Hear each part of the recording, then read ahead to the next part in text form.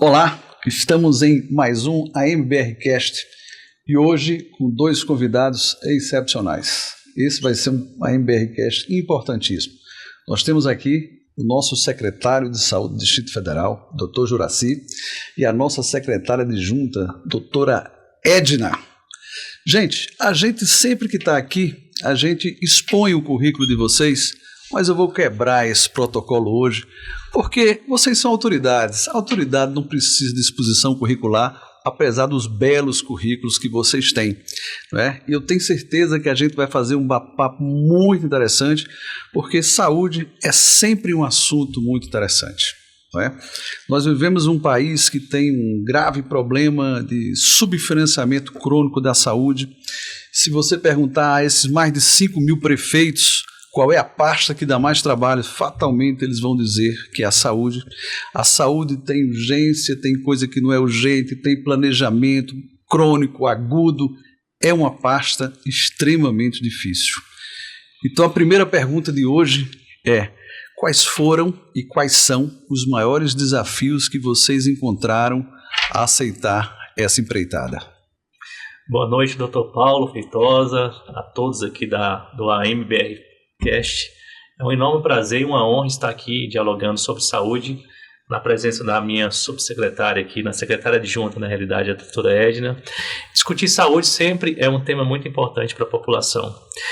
E hoje, o que eu queria colocar, os grandes desafios da saúde do Distrito Federal são os grandes desafios que nós temos na saúde do Brasil, né, digamos assim. Então, eu estou aí há pouco mais de 3 meses na gestão da Secretaria de Saúde, e já iniciei com um grande desafio que foi a sazonalidade da pediatria. Sim. Então, assim que eu assumi, no mesmo dia, foi saindo do Buriti e indo direto para a Gamib, que a Gamib tinha acabado de ser interditado pela Defesa Civil por conta de um problema de vazamento que fez um desnível do solo provocando rachaduras. Então, a sazonalidade que nós vivenciamos todos os anos, né, doutor Paulo, ainda mais na sua especialidade que é pneumologia, sim, nós sabemos que é um grande desafio e nós buscamos estruturar a rede de maneira rápida com a abertura nós abrimos mais de 60 leitos durante esse período e fomos o primeiro estado da federação a utilizar um anticorpo monoclonal que é o Nirsevimab.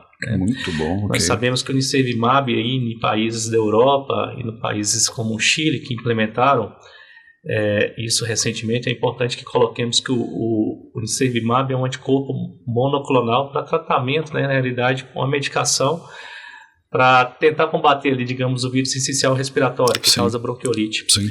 E esses estudos mostraram uma redução de 80%. Então, naquele momento que nós estávamos com o fechamento da Gamib e a rede, vocês sabem muito bem a dificuldade de abrir leitos, principalmente leitos pediátricos nesse momento de sazonalidade que a mão de obra fica difícil. Sim. Então nós reunimos a equipe, né, com a participação ali da Sociedade Brasileira de Pediatria e foi uma reunião muito produtiva e naquela reunião nós decidimos fazer a compra do Nirsevimab. Foi uma aposta que nós iniciamos. Obviamente, nós iremos fazer a coleta dos dados para ver realmente a eficiência e a efetividade. Eu tenho certeza que vocês salvaram muitas crianças, pode ter certeza. E eu tenho certeza que para o próximo ano vai ser, eu costumo dizer para a nossa equipe, que pode ser a bala de prata, como foi em outros países. Uma redução de 80% da taxa de internações é um número significativo. Ainda mais pensando em crianças, né? Digamos assim. Eu sou pai de uma bebê de 1 ano e 2 meses, e nós que somos pais, mães, assim, não tem opção, digamos assim, a não ser tentar trazer o melhor. E essa medicação eu tenho certeza que trouxe, digamos assim, resultado significativo para essa população que recebeu e trará para aqueles que receberão. Mas tirando essa questão da sazonalidade, um grande desafio que eu enxergo hoje na Secretaria de Saúde é justamente como integrar todas as áreas assistenciais, né, de atenção primária, secundária, terciária e quaternária. É como você integrar toda essa rede. A integração técnica da rede. Técnica e, digamos, de fluxo de informação. Né? Que isso perpassa também por termos um sistema de gestão robusto, né? Sistema de gestão que eu falo tecnológico, RP de saúde. Hoje nós convivemos com sistemas diversos que não se comunicam de maneira efetiva E isso, obviamente, gera uma ineficiência ao sistema nessa linha de cuidado do paciente. Então, hoje é um desafio que nós estamos lá com a equipe de tentar buscar essa integração para termos mais eficiência. Eu, até por ter uma formação um pouco mais de gestão, sempre busquei tentar trazer para as nossas equipes a ideia de falar assim, paciente que está internado conosco, obviamente a gente tem que tentar prestar o melhor cuidado e com a máxima rapidez para a gente tentar promover esse giro de leitos. Você colocou que é um desafio, e é um desafio muito grande, por exemplo, sempre leitos de UTI. Mas se eu girar bem leito de UTI, às vezes eu não teria a fila que eu tenho hoje. Tá? Então, trabalhar com eficiência e efetividade nesses mecanismos de gestão, eu acho que é um passo importante. Isso também, obviamente, perpassa por uma mudança cultural. Tá? Eu sempre coloco para os colegas médicos, já falei muito isso, nós na faculdade de medicina, na realidade todos os profissionais de saúde, a gente geralmente não tem na cadeira, digamos assim, gestão. Nós saímos da faculdade sem entender as engrenagens, as engrenagens do hospital, e a partir do momento que nós não entendemos essas engrenagens, o que acontece é que às vezes o médico toma uma ação que gera um efeito cascata. E eu sempre fui um defensor que cada vez mais os médicos, os profissionais de saúde como um todo, eles têm que ter uma noção de gestão, aprender metodologias, porque isso vai fazer a diferença no dia a dia. Eu falo que eu sou uma prova disso, eu tinha uma cabeça enquanto só médico assistencial, não entendia de nada, e hoje o pouco de conhecimento que eu adquiri, eu vi o tamanho da importância de termos esse conhecimento, porque isso vai ser, digamos, um divisor de águas. Na realidade, eu costumo dizer o seguinte, isso vai ser um fator preponderante para uma sustentabilidade do sistema de saúde público e privado. Você colocou que nós vivenciamos um modelo de subfinanciamento da saúde pública, mas a partir do momento que é subfinanciado, nós temos que buscar mais financiamentos, mas também tentar reduzir os desperdícios. Tornar a coisa mais efetiva, gestão mais efetiva. Mais efetiva. E aqui eu só vou citar um dado, eu gosto sempre de citar esse dado, porque eu gosto muito de estudar esses mecanismos. Quando a gente fala de gestão de desperdícios, eu estou colocando aquele paciente que era para estar internado tantos dias e ficou dias além. É um paciente que teve uma PAB na UTI, porque não teve um cuidado adequado. São os eventos adversos à saúde, são inúmeros fatores. Aquele paciente que interna porque ele não foi bem acompanhado na atenção primária. Há um estudo que foi feito com cerca de 400 hospitais que mostrou que a cada R$100 utilizados na saúde, 53% é desperdiçado. Nossa! E desses 53%, 56% está inerente ao giro de leitos. Então, é um dado que realmente a gente precisa fazer uma análise, precisa olhar para as nossas unidades para tentar trazer essa eficiência. Como é importante, né, você ter dados para fazer diagnóstico. Aliás, sem dados você não consegue fazer diagnóstico. Esse diagnóstico, às vezes, ele é muito difícil e a falta de dados é uma das coisas que preocupa. Por exemplo, esse desperdício de mais de 50% é uma coisa que a gente acha absurdo. Não é? Olha, como é que isso pode ser? Quanta falta de efetividade. E nós somos um país com graves problemas sociais. E o próprio problema social também encarece o sistema. Né? O sistema fica muito mais caro, né, quando você tem mais problemas sociais. Doutora Edna, não é? Uma grande cardiologista, uma grande profissional, mas o que parece para a gente é que ela não costuma ter muito medo. Não é? Doutora Edna, como é que está aí o coração encarando esse desafio que é fazer gestão na Secretaria de Saúde? Boa noite, doutor Paulo. Boa noite a todos. Muito importante, porque quando a gente tem paciente como eixo, a gente esquece os desafios. Então, a gente pensa muito em soluções.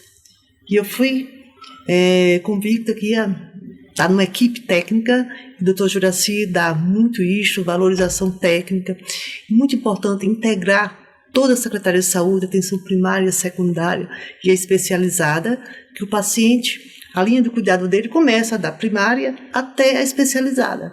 Então isso é muito importante, essa integração e o olhar para o paciente. Pensar em linhas de cuidado. O paciente adoece desde a atenção primária. Então, ele tem que ser bem diagnosticado, ele tem que ter assistência. E a gente também pensar no nosso servidor. O nosso servidor é muito importante. Verdade. Ele é a base do SUS aqui no Distrito Federal. Então, a gente pode pensar também em acolher esse servidor, pensar em melhorar condições de trabalho e melhorar também carreira médica, carreira de todas as especialidades que compõem a área de saúde. Então, isso a gente está pensando muito e a gente tem o apoio do Dr. Juracy, temos o apoio também de toda a parte que compõe a Secretaria de Saúde. Muito bom, a gente fica Paulo, muito feliz. A doutora Edna tem cuidado, não só do meu coração, mas de todos os servidores ali, viu? É verdade, é verdade. A liderança dela e a competência técnica e na tem gestão, que contagiar todos. É verdade, e na gestão, uma cardiologista nunca é de menos, viu? Não é? Porque são muitas emoções.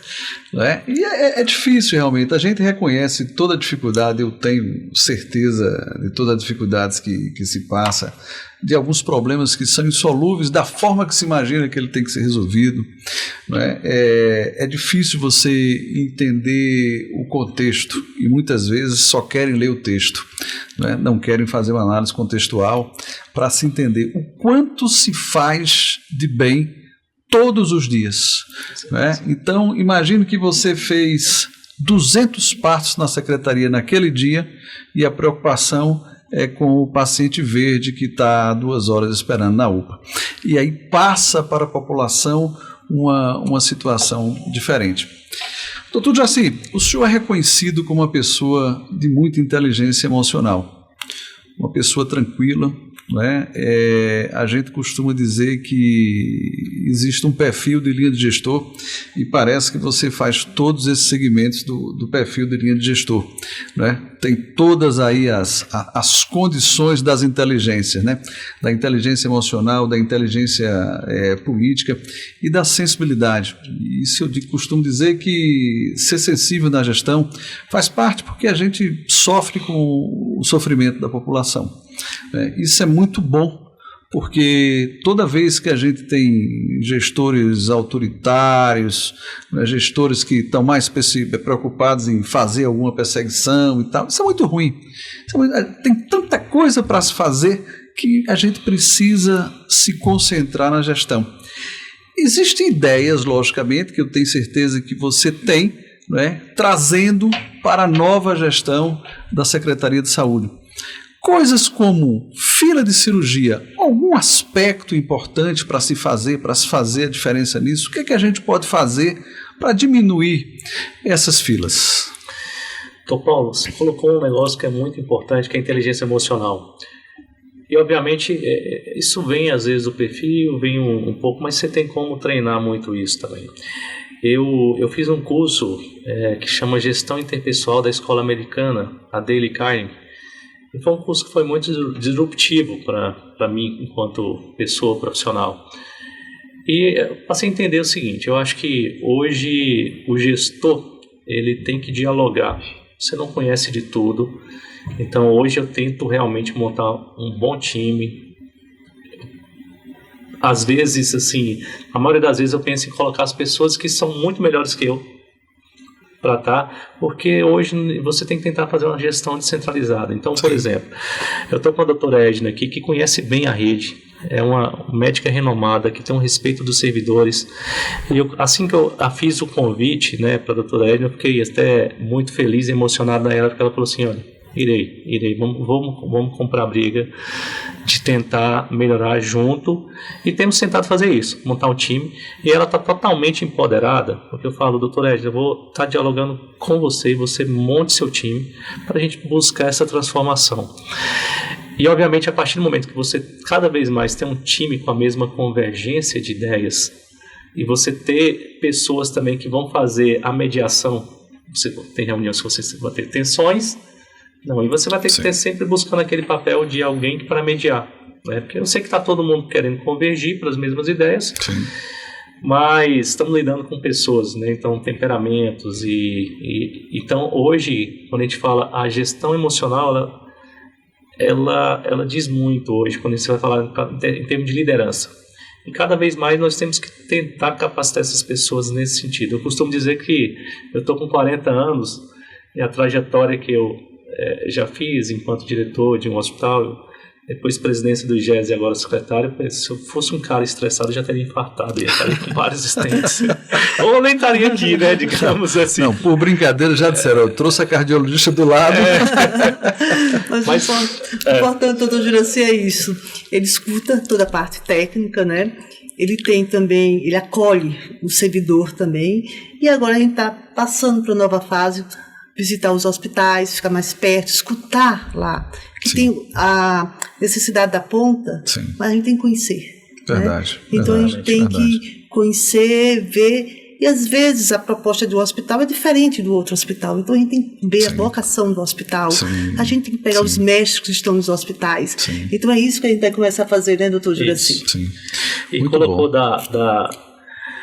das cirurgias, é algo que tem me chamado assim, muita atenção.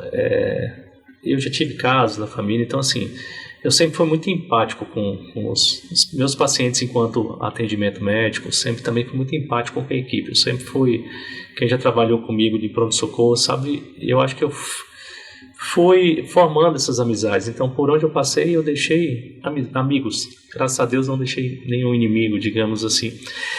E quando a gente fala das filas, é algo que, assim, isso tem me sensibilizado a todo momento, não só a minha, a toda a equipe, de buscarmos soluções para resolver isso. Então, nós fizemos um planejamento recente, né? Então, de tirar algumas cirurgias de menor porte dos nossos hospitais. Opa.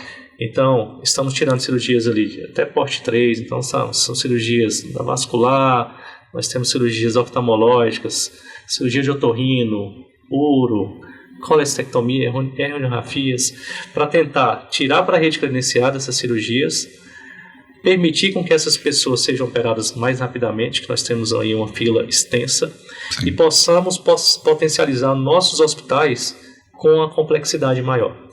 Então, temos filas de várias especialidades. A partir do momento que nós tiramos essas especialidades menores, né, digamos, menos complexas, eu posso me dedicar às mais complexas.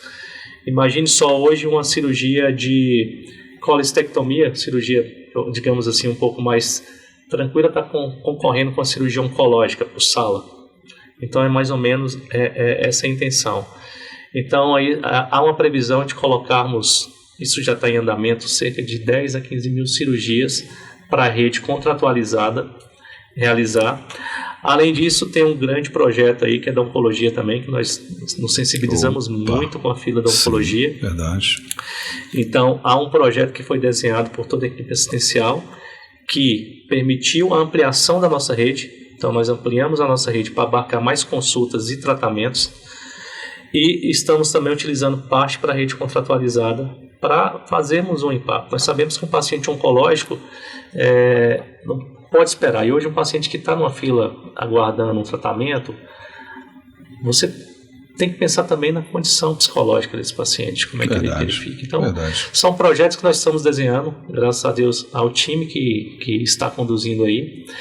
E a doutora Edna também tem trabalhado alguns projetos interessantes da área dela, mais específica para o cardio, que ela vai fazer um lançamento, mas ela vai comentar um projeto que vai ser de extrema importância para o Distrito Federal, né, que é a linha do AVC. Mas ela é a madrinha do projeto, eu vou deixar que ela explique melhor. A gente fica... Bem, primeiro que a gente fica muito feliz com isso, não é? A gente fica feliz porque a gente entende que a assistência vai melhorar e vai melhorar de uma forma diferente.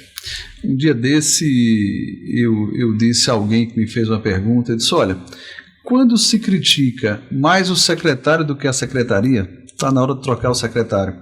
Então acho que o governador Ibanez acertou assim em cheio, porque talvez pelo seu jeito, talvez pela sua forma, talvez pela sua natureza de gestor, você passa uma confiança muito grande para quem está lá, porque a gente precisa ter essa esperança. Quem está na ponta precisa ter essa esperança. Então, acho que foi um acerto assim fantástico. E isso que eu estou dizendo aqui, muita gente está dizendo.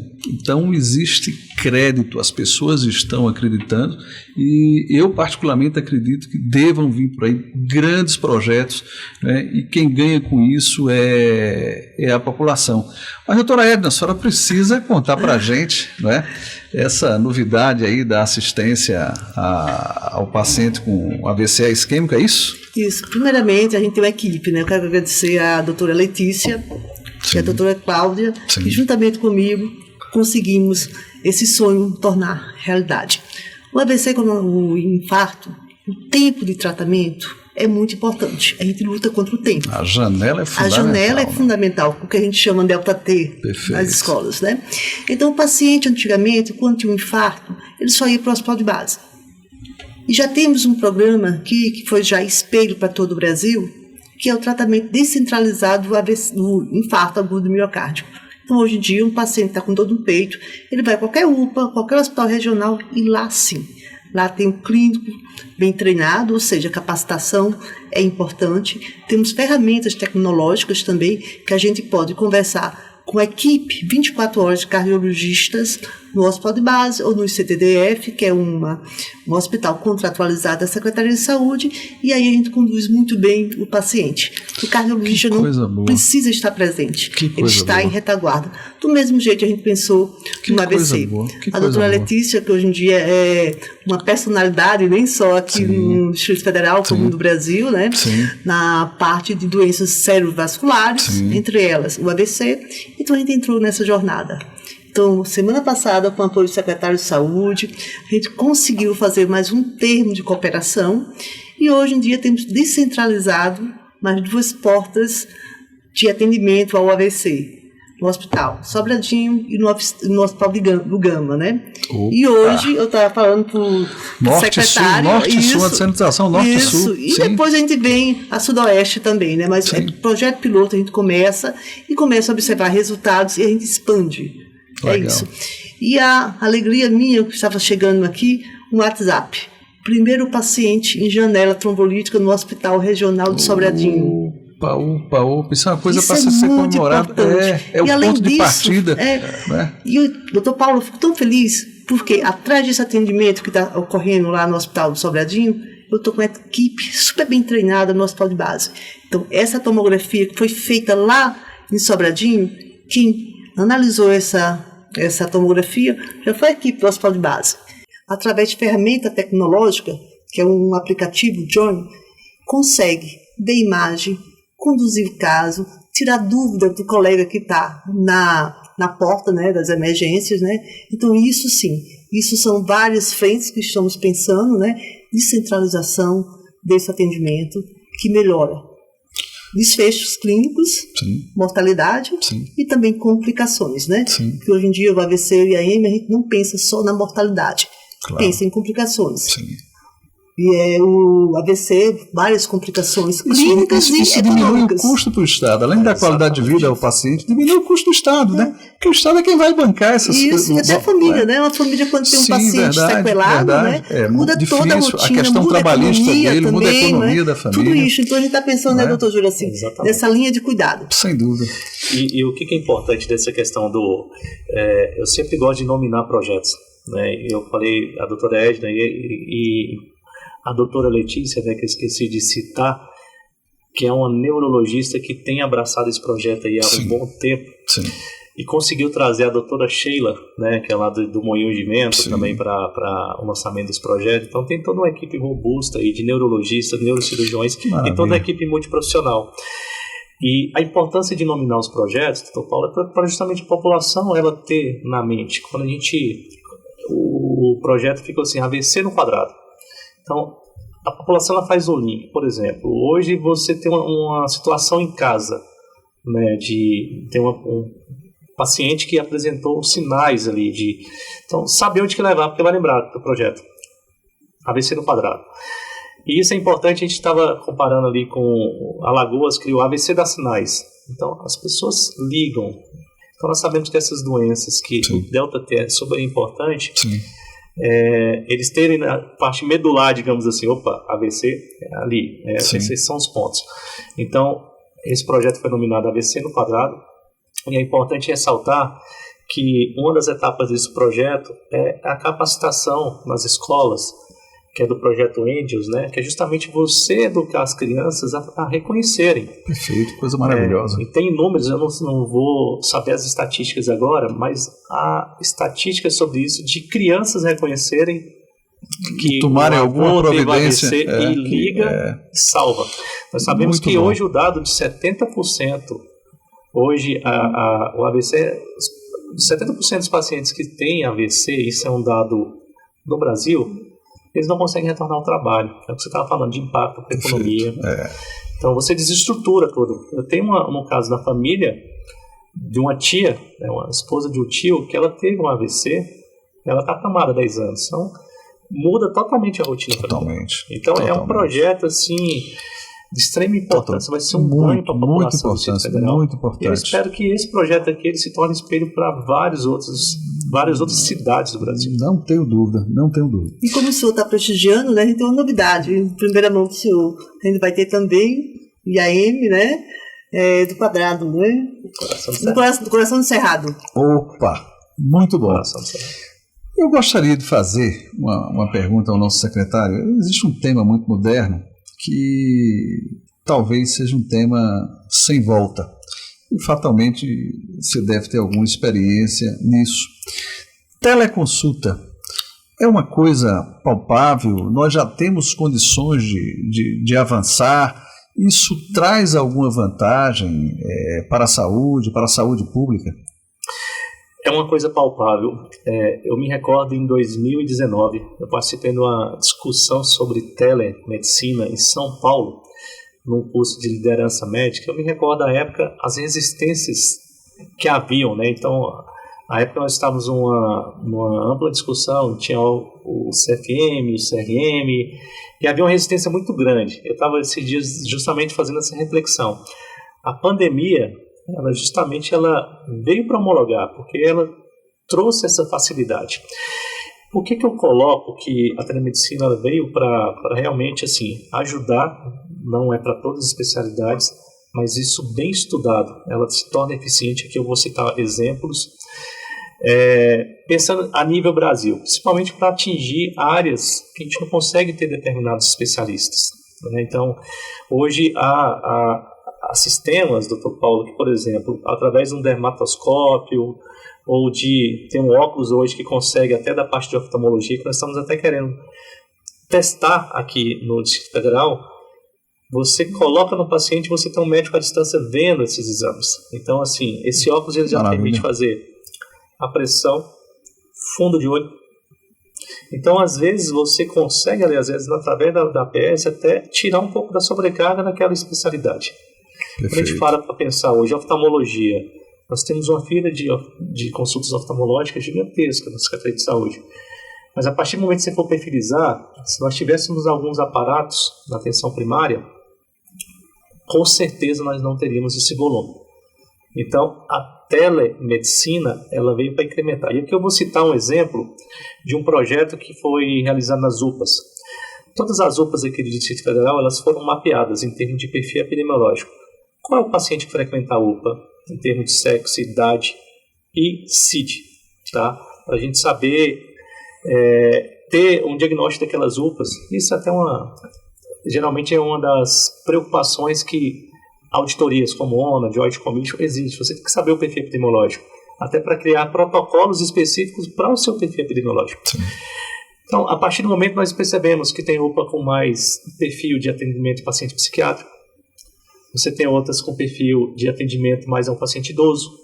Então, isso é importante para você elaborar a linha de cuidado específica. Mas nesse mapeamento vem um dado importante. Nós verificamos que nós tínhamos uma classificação de risco com um quantitativo muito grande de pacientes verdes, ou seja, que é o que você estava colocando, que é o que espera, e pacientes azuis, que geralmente vêm da UBS. Esses pacientes azuis geralmente vêm da UBS para fazer um medicamento, ou às vezes uma troca de receita. E a partir desse dado, nós pensamos assim, hoje a superlotação da recepção das UPAs, por muitas das vezes, é um paciente verde. Sim. E ele é o que vai esperar ali 3 horas, 4 horas, e vai se estressar. Então, por que não atender esse paciente via telemedicina? Nós já tínhamos visto eu tinha visto no Sírio, o Sírio faz gestão de algumas UPAs em São Paulo. Sim. Conversei à época com o pessoal do Sírio. Nós implementamos aqui na UPA como piloto. Tá? Então, no primeiro dia de implementação na UPA de Vicente Pires, 54 pacientes foram atendidos pela telemedicina. Olha que beleza. Saíram satisfeitos e você conseguiu esvaziar a UPA. Porque esse médico que está lá interno na UPA, ele está atendendo às vezes, ele está atendendo a intercorrência, ele está cuidando do paciente amarelo, que a UPA é vocacionada para isso mesmo. E, obviamente, tem a questão cultural, que às vezes os pacientes, desde a gente vai ter que ter toda uma mudança na questão da atenção primária, que passa por uma cultura para tentar ter esse atendimento desse paciente verde nas UBS. Mas o próximo passo é a implementação para todas as UPAs aqui do Distrito Federal, da telemedicina, e tem um protocolo dos pacientes que seriam elegíveis. Mas eu vou citar aqui um caso da dengue, por exemplo. Imagine no momento que a gente está ali com vários pacientes, nós estamos aqui numa epidemia de dengue, digamos assim, no momento. O paciente da telemedicina, ele consegue ter à distância a suspeita diagnóstica, que é uma dengue, ele já consegue solicitar alguns exames para o paciente via telemedicina e às vezes até prescrever uma hidratação ou medicação. Isso é disparado dentro da UPA, a enfermagem dá condução e após os exames estarem prontos e a medicação o médico interno reavalia. Mas você já consegue fazer esse giro.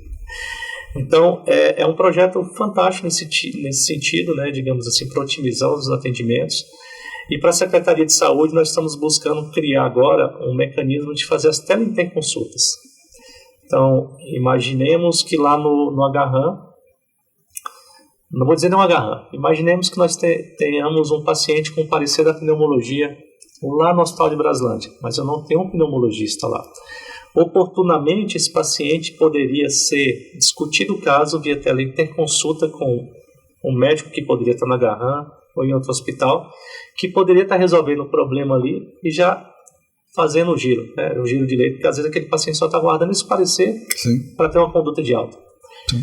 Então nós estamos buscando implementar na Secretaria de Saúde também, nesse primeiro momento, com teleinterconsulta, mas estudando uma telemedicina para as unidades básicas como um todo. Fantástico, boas notícias. A gente realmente fica muito feliz com essas ideias, com os avanços, com a progressão da boa assistência à saúde, né? E o que vocês estão fazendo é trabalhar. Isso realmente faz a diferença. Isso faz a diferença, isso dá conforto a quem está diretamente ligado à assistência. Nada melhor do que você fazer assistência com qualidade. E aí eu toco num assunto, é um assunto universal. A saúde pública, ela tem uma dificuldade, isso é histórico, de acompanhar a alta tecnologia. Então as coisas vão sendo lançadas e ela demora mais a chegar à saúde pública. Existe alguma ideia que a gente pode minimizar esse tempo, não é? Entre a saúde suplementar está usando já há bastante tempo e a gente não tem? Existem coisas que podem minimizar isso? Eu acredito que sim. Vamos pegar um exemplo do robô. A gente usa muito o termo assim, de tentar democratizar algumas tecnologias, né? Eu vou falar de duas linhas aqui. O robô, ele recentemente passou por algumas alterações no que tange a patente e se tornou mais acessível. E eu acho que a análise, hoje até alguns hospitais públicos no Brasil utilizando a robótica, né? E quando a gente vai parar para pensar nem na tecnologia, no ganho, a gente tem que estar sempre colocando o paciente como foco principal, né? Digamos assim, o cuidado centrado no paciente. Então, se hoje eu tenho uma tecnologia, que seria um robô, para fazer determinadas cirurgias minimamente invasivas, que vai trazer uma melhor recuperação para o paciente, um menor tempo de internação, quando você vai fazer esse cálculo de economicidade, e é hoje que tem vários estudos já colocando, é aquela questão, vale o investimento, né? Então, nós temos que pensar sobre essa ótica e há possibilidades futuras, aí, no futuro muito breve, de um hospital de base já tá implementando essa tecnologia. O hospital de base ele vai passar por uma reforma no centro cirúrgico, e dessa reforma é uma licitação que já está em homologação. Então, a partir do momento que definir a empresa, muito provavelmente esse centro cirúrgico deve ser entregue no início do ano que vem, e 2 salas foram preparadas para robótica. Muito bom, muito bom. E, obviamente, isso vai ter que ser estruturado para a rede como um todo. Você imagina cirurgia prostática aberta e uma cirurgia prostática robótica. Sem dúvida. Então, as tecnologias, no que tange até na parte de medicamentos, né? Então, medicamentos da linha oncológica. Então, eu acho que se a gente começar a pensar sobre essa ótica de tirar custo, mas pensar na linha de cuidado e precificar com a chance de eu fazer essa cirurgia no paciente aberto, a chance que ele tem de complicar, sem pensar, obviamente, colocando no prejuízo que esse paciente tem de ter uma cirurgia aberta. Então, a gente pensando nessa linha de cuidado, digamos assim, precificando a economicidade do robô, digamos assim, no exemplo que eu estou dando, ele se paga. Muito bom. Muito é importante também, já temos nova tecnologia, né? Hoje em dia, a trombectomia, né, que foi validado no ano passado, o Hospital de Base já fez alguns casos, e se Deus quiser, daqui uns 30 dias, já vamos estar com a linha produtiva já aberta para tudo, né? A trombectomia, isso para mim hoje, parabéns, doutor Juraci. A gente está entregando até para você explicar como a gente está falando para a população, até para você explicar a trombectomia, que é uma tecnologia fantástica. O Hospital de Base teve o prazer, né, de participar do estudo que validou essa tecnologia, né? Porque quando o paciente tem um AVC, que o trombo não dissolve, né, com o trombolítico, o que se tem hoje? Hemodinâmica.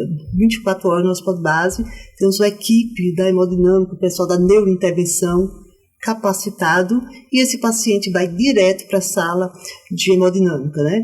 Isso é importante, quando o paciente está lá no gama, ou se não chega lá, fora da janela, trombolítica, 4 horas, mas é um grande vaso, esse paciente vai ser resgatado. E nosso projeto AVC do Quadrado, a gente tem o apoio do transporte aéreo, né, do SAMU e do Corpo de Bombeiro. Então esse paciente vai ter prioridade de ser resgatado, ir para o Hospital de Base e diretamente para a sala de hemodinâmica. Isso é o que se faz no primeiro mundo. Maravilha, maravilha, maravilhoso. Existe novidade hoje em RH? O pessoal tem falado muito da questão de RH da rede e tal, existe um déficit de RH, não é? Existe uma sensibilidade do governador quanto a isso? Nós vamos ter notícias positivas, digamos assim? Teremos sim. Eu tive reunião pessoalmente com o governador, ele está sensibilizado com essa questão do RH, ele tem conhecimento, só que hoje tem a questão da lei de responsabilidade fiscal, né, na qual o GDF está no limite. No limite prudencial. Prudencial. E tem a última parcela do aumento do servidor, né, que vai cair agora em julho. Então isso Sim. eleva bastante. Sim. Então, obviamente, essa certidão ficando positiva dessa questão do limite prudencial, teremos sim nomeações, ele já se comprometeu com isso. Eu até coloquei que as nomeações, nós faremos abertura de leitos, reativaremos salas cirúrgicas, então sim.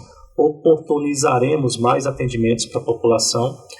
E, obviamente, o RH tem sido uma preocupação enquanto gestão, né? Nós temos trabalhado ali num contexto de fazer todo um estudo. Como a doutora Edna colocou, nós estamos na linha também de cuidar do nosso servidor. Porque quando a gente levantou o absenteísmo, doutor Paulo, que é importante a gente discutir isso também, Verdade. nós temos um absenteísmo muito grande. Verdade. Então, quando a gente pega ali na Secretaria de Saúde, no 2024, foram 400 milhões ali de custo com o absenteísmo. E aí nós estamos tentando entender as causas do absenteísmo para justamente tentar trazer ali para o nosso servidor, entender a causa, mas trazendo ele para perto, para a gente cuidar dele. Sim. Quando a gente viu que CID-F e CID-M são os preponderantes. Então, aquele paciente que está com CID-F, a gente tem que tentar acolher, buscar trazer esse tratamento para ele, dar o suporte psicológico, né, psiquiátrico necessário. Então, nós temos discutido até com a Subsaúde, né, que cuida dessa parte. Estávamos tentando propor um modelo de como se fosse de atenção primária para o nosso servidor, né, para acolher. Muito bom. Acolher. E também estamos tentando, isso já está em um estudo bem avançado, de tentar trazer também uma política de desempenho para a Secretaria de Saúde, para o servidor. Além de ter os outros estudos, né, digamos assim, que há modelos remuneratórios.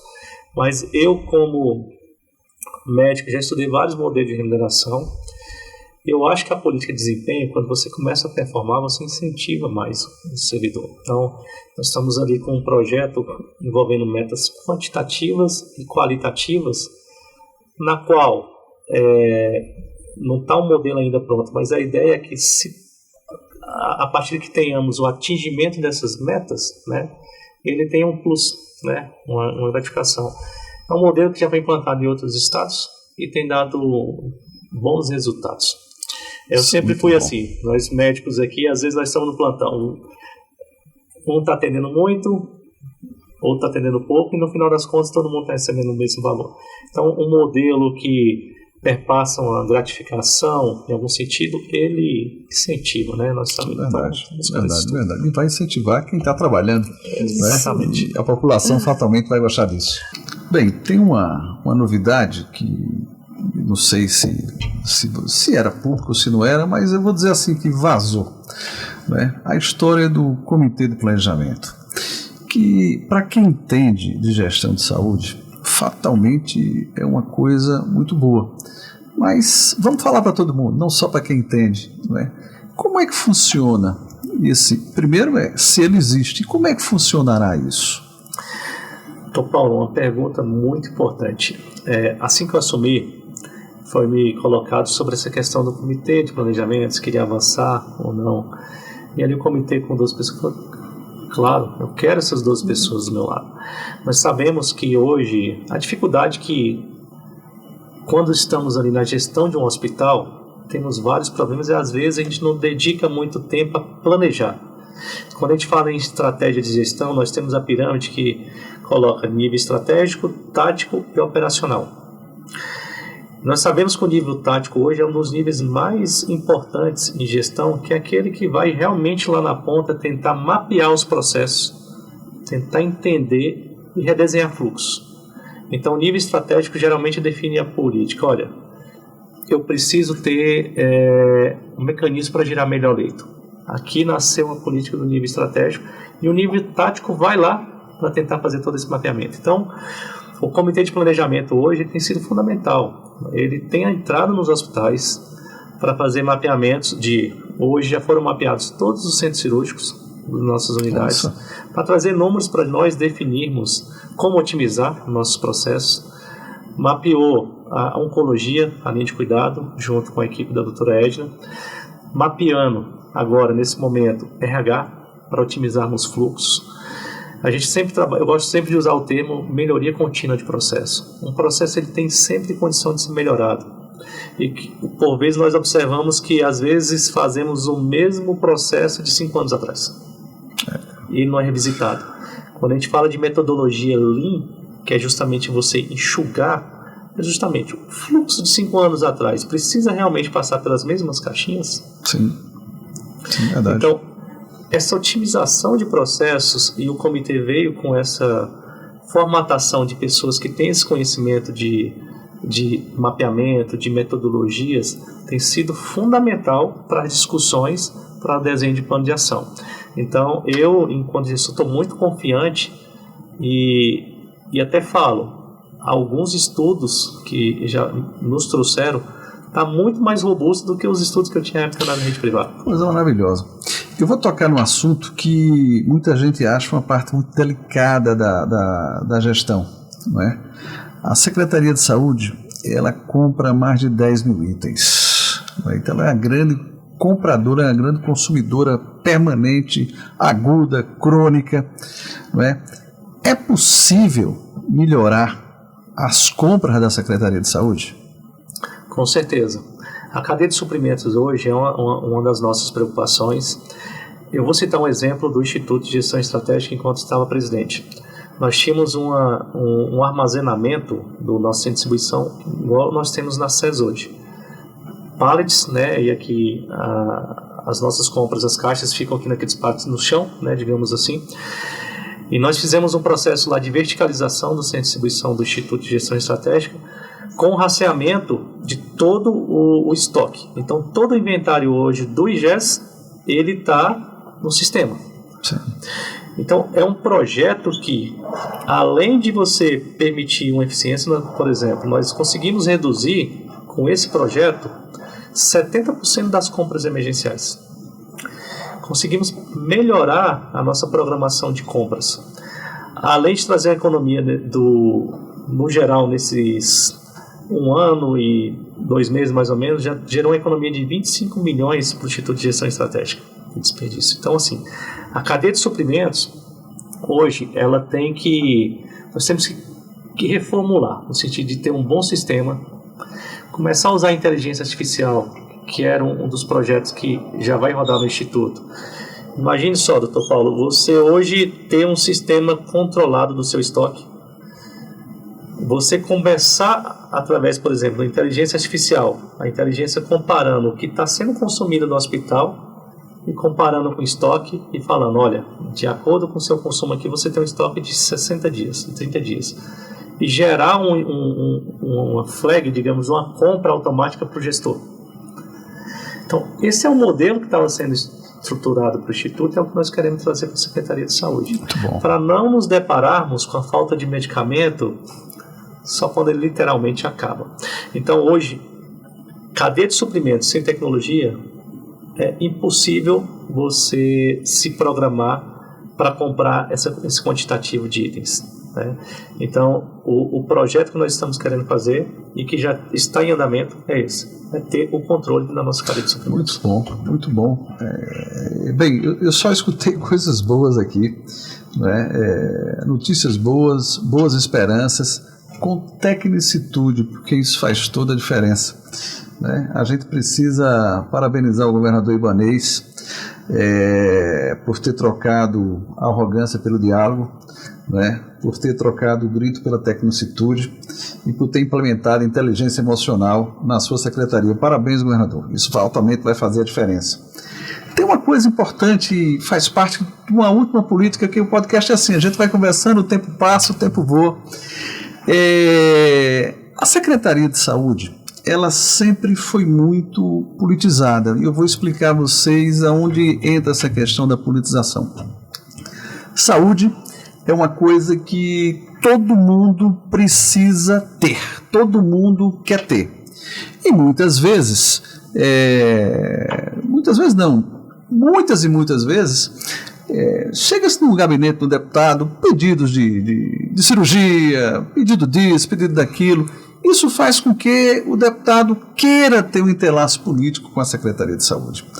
É a maior demanda e a demanda mais difícil de ser providenciada. Nós hoje temos a Secretaria quase toda regulada. O que, diga-se de passagem, é muito justo. Essa é uma ideia que o Ministério Público bate sempre e ele tem razão. Lógico que a gente precisa de uma regulação inteligente. Né? As coisas precisam ter uma tecnicitude para ser feita. O governador, ele deu a vocês esse espaço de transformar um ambiente técnico em vez de necessariamente político? Deu sim. Foi uma das exigências que eu fiz. Eu falei assim, você tem carta branca dentro da Secretaria de Saúde, nós temos feito as mudanças, vocês podem acompanhar, vocês estão acompanhando. Sim. Temos feito mudanças sim, e buscado a utilização de ferramentas. Uma das demandas que o governador colocou, ele falou, você precisa fazer uma transformação tecnológica na saúde. Realmente a saúde, nós assim, ainda temos vários processos analógicos, né? E obviamente quanto mais analógico você tem um processo, às vezes se torna mais eficiente e mais dependente de muitas pessoas, obviamente. Mas ele deu carta branca para isso, tá? Então nós temos tentado aí, e a doutora Edna tem ajudado bastante, porque ela conhece muito os servidores. A doutora Edna é uma grande companheira, pode ter certeza. É uma grande companheira, tá? Meu alicerce ali. Sim. E inclusive as gestões que está colocando, que ela tem feito aí nos hospitais, né? Colocando, são pessoas da extrema confiança dela, que eu tive, ela me apresentou recentemente, eu tive conhecimento dessas pessoas agora. Falei, doutora Edna, nós estamos ombreados. Está escolhendo, vamos seguir juntos. Muito bom. Doutor Paulo, é muito importante isso também de chegar para a população, para o servidor, né, justificar algumas mudanças técnicas que são necessárias, né? Isso é muito importante. É importante também a gente ter essa missão também de utilizar os parlamentares. Sim, tem emendas parlamentares, né, claro, doutor? Que a gente pode. Então a gente tem que acolher o parlamentar. Claro, né? Muita gente quer ajudar. Então temos projetos que a gente pode muito bem ter ajuda deles, vai melhorar a nossa saúde. Claro. Nós temos dialogado bastante com o parlamento, sim, temos dialogado sim. de problemas também que envolvem a horticultura. Igual eu falei, essa gestão nós temos sempre colocado para os nossos gestores dialogar, sim, buscar sim. caminhos, buscar soluções em conjunto. Sim. Nós recebemos parlamentares a todo momento e eles trazem boas ideias. Que legal. Ideias. Isso é bom. Amanhã eu tenho uma reunião com um parlamentar que é de São Sebastião, sim. E ele tem umas boas ideias que já me passou no celular. Então, o que ele está lá fiscalizando? Ele está vendo lá o dia a dia, está ouvindo as reclamações da população, exatamente, né?